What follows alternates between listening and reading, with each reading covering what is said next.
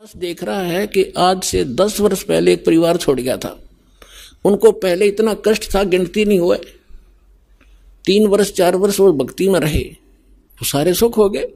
फिर अटपट भागी, छोड़ गया। अब 10 वर्ष के बाद फिर नाक रगड़ा, नाक है कि हम पे तो वही दुख फेर हो गए। और मैं रोज यही आपको रोज सतर्क कर रहा हूं कि ये गलती मत करो, मत करो, आप मार खा जाओगे। या फिर पहले धक्के खा लो, पहले इन संतों ने खूब टटोला हो जा करके, वहां करके देख लो भक्ति, कुछ दिन फिर आ जाइयो। कर बने बनाए काम ने बिगाड़ा नहीं करते। तो इसलिए जो भी हम कोई ज्ञान प्रचार करवाते हैं उनको पहले कह देते हैं कि उनको नियम पहले बताओ, नियम समझ में आवे तो आ जाइयो, ना फिर और थोड़े से दिन तसल्ली कर लो, फिर आ जाना। प्रथम नियम है, बाद में भक्ति। और फिर ना सफलता हो तो हमें बताइयो।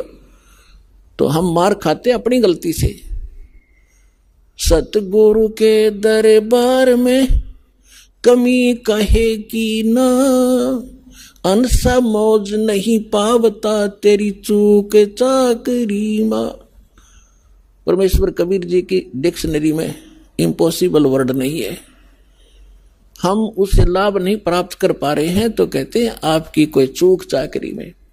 अब जैसे एक 3 फेज की लाइन से 10 घरों को कनेक्शन मिला हुआ है और अन्य के पंखे भी चल रहे हैं, ट्यूब भी जल रही है, और उसका कुछ नहीं चल रहा और कनेक्शन एक स्थान से है। आप कंप्लेन करोगे बिजली विभाग में तो वो मीटर तक चेक करेंगे। वो कहेंगे यहां तक लाइट है, आगे अपने पंखे कूलर तुम देखो आगे क्या डिफेक्ट है। तो इसी प्रकार पुण्यात्मा, जो आप में अपनी त्रुटि के कारण परमात्मा की पावर आगे प्रवेश नहीं करके कोई काम नहीं कर पा रही है, तो आप अपना कोई त्रुटि देखो, पुनर्उपदेश लो, रिकनेक्शन करवाओ, रीसेटिंग करवाओ। लेकिन बार बार नामखंड करने से फिर परमात्मा अक्षुब्ध हो जाएंगे।